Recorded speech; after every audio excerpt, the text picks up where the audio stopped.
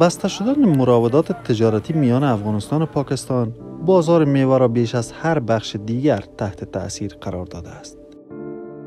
دهقانای ما تباه شد، ما تباه شد، تجارت تباه شد، بیادر کلگی مردم تاوان کرد. د انگور، د سیب، پاکستان را برکرد بیادر کل مارکت ماندیوال دیگه سوی نمیره. باید دولت با ما چی جور کنه بیادر دیگه سوی غم ما را بخوره، دیگه سوی غم ما را بخوره. اینجا بیادر کل مارکت میبینی کلش پر است، یک سو نمیره. باید شد دولت پیدا کنه بیادر که مردم تجارت کنه که دیگه دولت تنها پاکستان خو نیست. که دیگه دولت ها بیادر رابطه بگیره، که چین بگیره، که ایران بگیره، که دبی بگیره، که سعودی بگیره، که مالای ما بره بیادر. انگورا اینجا در باغ خراب شد. سرخانه چی؟ سرخانه در کابل نیست بیادر. سرخانه را جور کرده خورد این قینه سرخانه را جور کنه که 10 ساعت بانی بیادر پر میشه. این سرخانه را ما چی کنیم؟ او هم برق یگان وقت برق میباشه، یگان وقت برق هم نمیباشه، کلش خراب میشه. با توقف صادرات قیمت میوه در داخل کاهش یافته، اما تاجران هشدار میدهند ادامه این روند به ضرر باغداران خواهد بود. بسیار یک کیلو انگور با 2000 پیدا نمیشه در پاکستان. ما چرا نه؟ کیلوش میه، کیلوش میه، آمش میه، بیادر چند رقم میوه از دنیا میه. اینجا یک درجن کیلا بیادر 100 روپیه 1.5 روپیه شده. 50 روپیه 40 روپیه درجن خوب کیلا بود. میوه ما شما اونجا پیدا نمیشه. حالا 1 کیلو انگور اونجا ما برای روز یکی آماده بود میگه 1000 شقص بکالدار. حکومت امارات اسلامی افغانستان میگوید تجارت از مسیرهای بدیل ادامه دارد. که پاکستان لارو خلاصېدل غواړي په داسې کلکو او معتبرو تضمینونو به ورسره خلاصېږي چې په هیڅ ډول حالاتو او شرایطو کې یې بیا ونه تړي. درېیمه، د مالیې محترم وزارت ته هدایت کوم چې له 3 میاشتو وروسته له پاکستان څخه واردېدونکي دوا محصول نه کړي او هیڅ چاته یې د واردولو اجازه ورنه کړي. ملا صاحب دا خبره تاته کوم چې تجاران افغانستان ځان له په دې اوس مرحله کې داسې حالت کې نه دی لکه دا اوس. د داود خان شهید په وخت کې هم د افغانستان د داسې یو مشکل څه پیدا شو. هغه څوک چې زما په سین دي هغوی ته به یاد وي د ظاهر خان په وخت کې هم دا مشکل موږ ته پاکستان پیدا کړی. جناب حاجي ملا صاحب موږ تقریبا په 3-4 لحاظه اول د ملل متحد کې دا د ملل متحد غړی او د ملل متحد منشور ته احترام لري. زه په وچه کې پروت هیواد یم، زما حق دی چې د دې سمندر نه استفاده وکړم. دا سمندر د ده نه دی ځان له، دا د ټولې نړۍ دی، دا اوبه د ټولې نړۍ دي، دا د الله تعالی رحمت دی. بنان زه حق لرم چې د دې سمندر نه استفاده وکړم. نو سمندر د ده نه دی، یو مې په دا حق دی. بل ورسره د ابټا قرارداد لرم رسمي، هغه نه دی پسخه شوی، ولې هغه د پښو لاندې کوي. بل مې ګاونډي دی، اسلامي ملک مې دی، اسلامي ورور مې دی، لکه څنګه چې حاجي صاحب نجیب ویلې موږ د پاکستان د خلکو نه مننه کوو، موږ د پاکستان د مسلمان ولس نه مننه کوو. 50 کاله موږ سره ښېګڼې کړې دي، موږ سره مرسته کړې ده، صحیح ده، اما موږ په ده باندې حق لرو.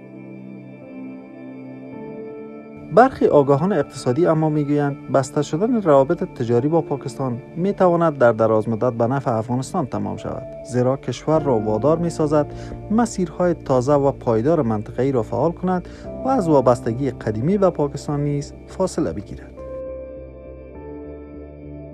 دولت یا حکومت ډیر زیات اړ دی چې د پاکستان د بدیل لارې په ځای باندې یوازې په دریز یا په بندیز باندې اکتفا ونه کړي. زما نظر دا دی چې خصوصي سکتور او دولتي ذیربطه او یا ذی صلاحیت ادارات چې واک لري هغوی باید په یوه خوله باندې او په یو موټي په شکل باندې د دې لپاره مشترکه ستراتیژي ولري او په دې ستراتیژۍ کې باید عیني واقعیتونه په نظر کې ونیول شي، سیاسي اړیکې په نظر کې ونیول شي او په یو ډول همغږي د دغې مسایلو لپاره کار وشي ترڅو موږ وکولای شو هغه موخې چې ټاکو په همغږۍ او په وحدت او د ټولو سره په یووالي باندې هغه ترلاسه کړو. دا تر ټولو د افغانستان مهمه اړتیا ده. زه فکر کوم که د دې ازمایښت نه مو په صحیح شکل ووتو، که هغه د ریل له لارې لارې وي، که هغه په وچه باندې لارې وي، که هغه هوایي لارې وي، په هر شکل چې موږ کولی شو اوس باید د دغې لارې نه ځان خلاص کړو او نورو لارو سره باید ځان وصل کړو. فکر کوم چې په دې نږدې کې د چابهار په ارتباط باندې ډېر ښه پرمختګونه شوي دي. خدای ته مې هیله شته ده چې زموږ حاکمان په دې وتوانېږي چې له ایراني او هندي چارواکو سره داسې تړون ته ورسېږي چې افغانستان د چابهار نه په خلاص مټ کار واخلي، د منځنۍ اسیا نه او د افغانستان اړیکه یا لاره نیغ په نیغه د چین سره وصل شي. زه فکر کوم دغه لارې او هوایي دهلیزونه کولی شي موږ تاسې له دغې اړتیا وباسي.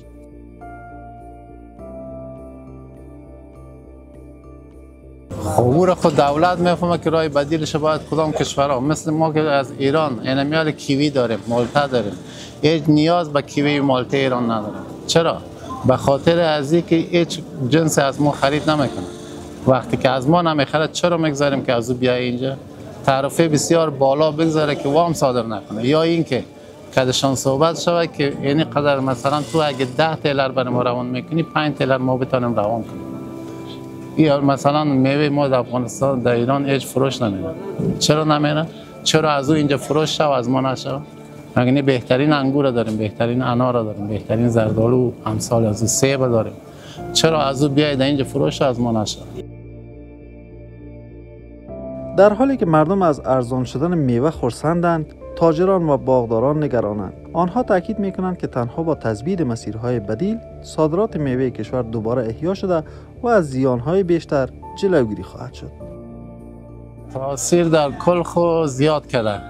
از هر لحاظ میوه مثلا میوه افغانستان که در خارج از کشور صادر میشد از طریق پاکستان به هند، امروز یکی از راه صادرات نداره که کلش در بازار کابل هیچ پیسه برای دهقان و برای تاجر نمیشه.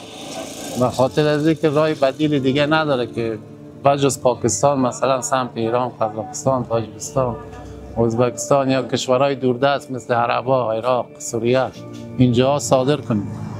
کلش میاد مارکت داخلی هم اونقدر گنجایش نداره یا مثلا خرید آنچنانی نداره که ما بتونیم رو پس با اون پیسه خوب فروش بریم.